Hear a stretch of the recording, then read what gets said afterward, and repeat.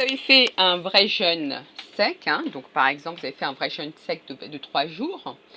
Et donc évidemment, après un vrai jeûne, vous n'allez pas, première chose, vous n'allez pas manger copieusement. Hein. Bon, on a eu un cas où il y avait un petit jeune qui avait fini son jeûne sec de 3 jours, juste après. Il a eu les yeux plus gros que le ventre, donc il a enfilé poisson, viande, jus, voilà. Donc il a mangé énormément. Et au bout de 30 minutes, il s'est retrouvé aux toilettes en train de vomir non-stop. C'est totalement normal.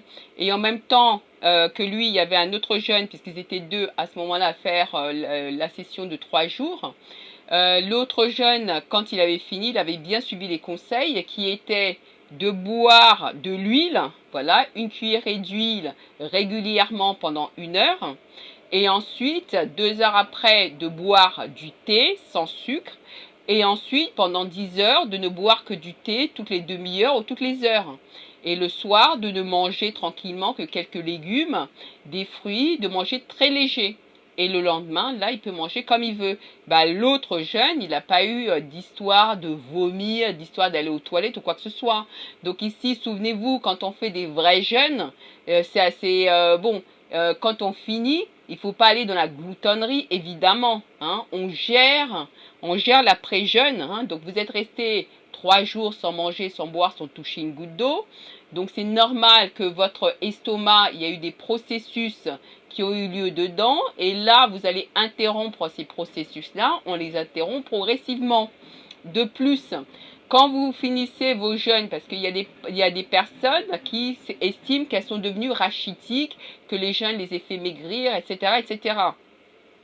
Ce qu'il faut, c'est boire régulièrement de l'huile. Donc vous choisissez votre huile, huile organique, huile d'avocat, huile d'olive, maintenant il y a l'huile de raisin, il y a toutes sortes d'huiles. Donc vous achetez votre bouteille d'huile et quand vous pouvez, donc dans votre repas, vous saupoudrez, vous arrosez de l'huile dans une partie de votre repas et vous mangez votre repas qui va être beaucoup huilé, d'accord? Mais tout ça, le but c'est de reconstituer, de nourrir énormément votre corps qui a besoin de beaucoup de nutriments. Donc tout ce qui est poisson, hein, c'est très bon. Les fruits et les légumes, on ne le dira jamais assez.